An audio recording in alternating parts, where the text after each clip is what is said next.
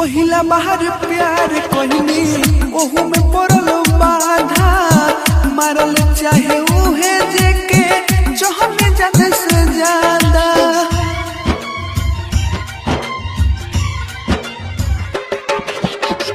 पहिला बाहर प्यार कहनी ओहू में पड़ल बाधा मारल चाहे उहे जेके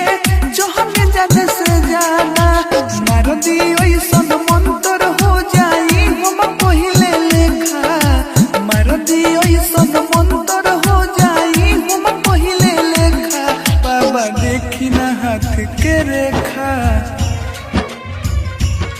बाबा देखी ना हाथ के रेखा गिनगी कोहटी कवन लेखा बाबा देखी ना हाथ के रेखा गिनगी कोहटी कवन लेखा।